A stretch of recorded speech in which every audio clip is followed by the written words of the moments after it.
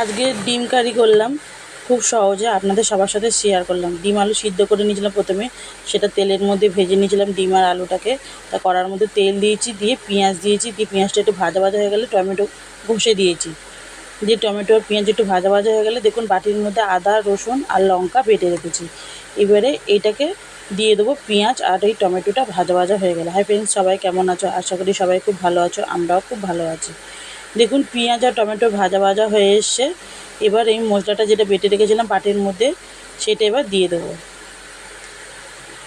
এবার পেঁয়াজ টমেটো লঙ্কা আদা রসুন সব একসাথে একটু খুব ভালো করে ভাজা ভাজা করব। যখন তেল ছেড়ে আসার আগে, যখন ভাজা ভাজা হয়ে আসবে, তখন একটা বাটির মধ্যে হলুদ জিরে ধনে জল দিয়ে ভিজিয়ে রেখেছিলাম। এবার এটা গুলে এটা নাড়াচাড়া করে কড়ার মধ্যে দিয়ে দেবো।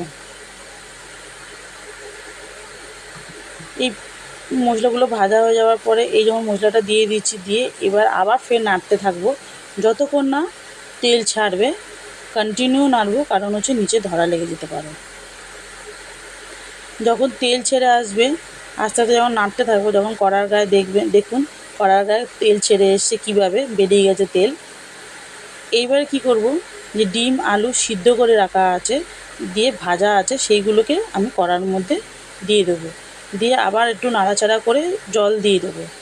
দিয়ে ঝোলটা যখন একটু ফুটে উঠলে একটু কমিয়ে দিয়ে ভালো করে একটুখানি আলু টালু সিদ্ধ হয়ে গেলে আমার ডিম কারিটা কমপ্লিট হয়ে যাবে। দেখুন সবাই দেখে বলবেন কেমন হয়েছে ডিম কারিটা।